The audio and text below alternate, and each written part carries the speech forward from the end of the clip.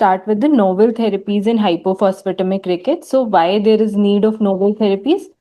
Because multiple dosing of phosphate and calcitriol is required, leading to poor compliance and GI upset. Increased risk of nephrocalcinosis is there, and there is increased risk of secondary and tertiary hyperparathyroidism.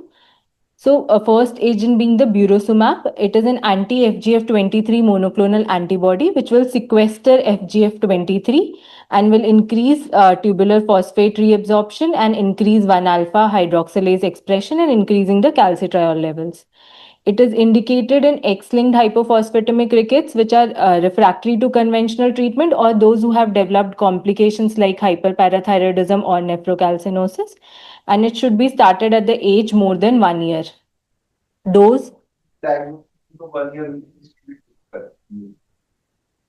Dose is 0.8 mg per kg, 2 weekly. Subcutaneous injection is given, and it should be rounded up to close to 10 mg of dose. And target phosphate level should be 1.2, and vitamin D level should range between 35 to 50 nanogram per liter. And we should stop So here you can have a normal phosphate. That is the whole point. So why we don't want to have a high phosphate in phosphorus treatment is because of problem. But if your phosphate is higher, it will be better. So there is no confusion that if a phosphorus is higher, without complication, it is better. So here you can have a better one. But vitamin D is very, very important. And we should stop vitamin D and phosphorus 1 week before starting Burosumab treatment. When you say vitamin D, it is calcitriol. Often in India, if, we don't have it is available now, but if it becomes available, then we might have to give vitamin D, definitely, because you don't want vitamin D deficiency. Which other deficiency you should avoid? Yeah. In hypophosphatemic rickets, when you talk about vitamin D deficiency, anything else? Iron. Iron deficiency. Why? Iron deficiency will further increase this. So that causes increased excretion, increased FGF23 production. Response is assessed on the basis of relievement in bone pain and normalization of serum phosphate and ALP levels within 6 months, and a resolution or betterment of bone deformity within 24 months. If there is no response or insufficient response, dose is increased by 0.2 to 0.4 mg per kg every 4 weeks, maximum up to 2 mg per kg. And monitoring is done in first month, every 2 weekly phosphate level should be measured, and in next 2 months, monthly phosphate levels are done. And then annually, we will measure X-ray, parathyroid hormone, vitamin D levels, and urine calcium levels. Benefits of using Burosumab, it has shown that it gives better rickets healing, decreases bone pain, and there is less requirement of corrective surgery. The only side effect is the local injection site reaction which can occur. And there is limited data on improvement in dental abscess and enthesopathy with Burosumab. So we discuss more of a FGF23. This was the study published in JCM in 2023, which compared the effect of Burosumab with conventional treatment. And it was found that the group receiving the Burosumab has better healing of rickets compared to the conventional treatment. The bar shown in purple is higher mean with better resolution of rickets changes. Next is growth hormone. We had discussed about the parathyroid hormone treatment in hypoparathyroidism. So compared to that, which is not very beneficial, I think you had presented that. The previous treatment you presented in hypoparathyroidism. So that is not very effective. But why is this effective? Any thoughts? So Burosumab treatment is effective in a condition. While in PTH deficiency, you are just giving PTH also, it is not work. Why? Monitoring part is not that. Continuous. Peptide, and the continuous cannot give. So PTH is a very dynamic. So basically there is a difference between deficiency and excess. Excess, FGF23 you don't need in the body. So you are removing it completely. So that is one thing which is going to be there for 2 weeks or 4 weeks, it's off. So there is no problem. But PTH needs to be only there when you have hypocalcemia. You don't need unnecessary PTH when it is not there. So when you give insulin, we talk about how long-acting insulin versus basal bolus versus pump. So if you give via pump, maybe theoretically, and that too if you're monitoring calcium, then you can have a better idea. Otherwise, treating deficiency, what I'm trying to say is that treating deficiency is much more difficult than treating excess. You get the point? If you have an unwanted agent, you remove it, it is easier. But if you have to treat particularly something like as dynamic as insulin or PTH, it is going to be much more difficult. Growth hormone, it doesn't matter because it doesn't need to be that much dynamic. Our next therapy in trial is growth hormone therapy. It acts by increasing IGF-1, increasing phosphate absorption, and increasing calcitriol level.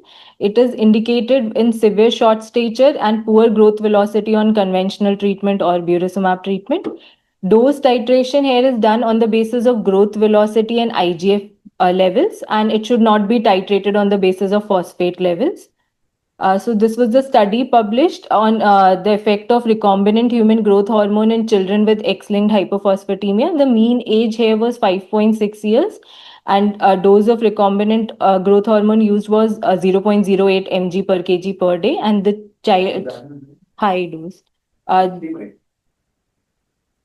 It was monitored 3 monthly, and it was seen that the height SDS score increased from minus 2.66 to minus 1.46.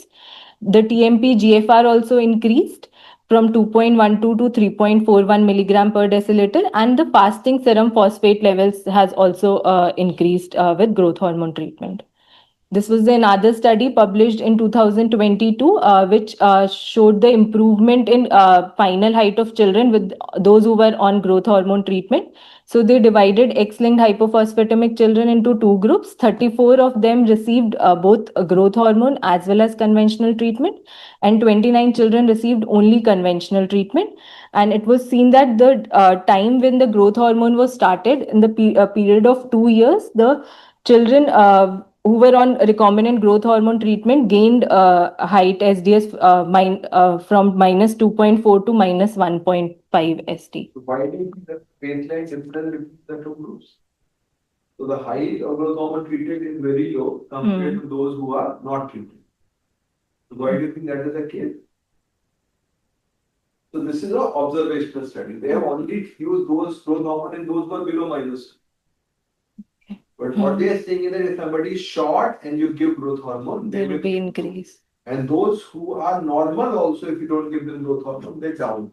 They become down. So that is important. So in somebody who is, so what they're trying to say, somebody is short, you may have an improvement. But what you're talking about, how long have they treated? 2 years. वैसे तो total 4 years they have given, but this result was after 2 years of. So they're talking 20 years.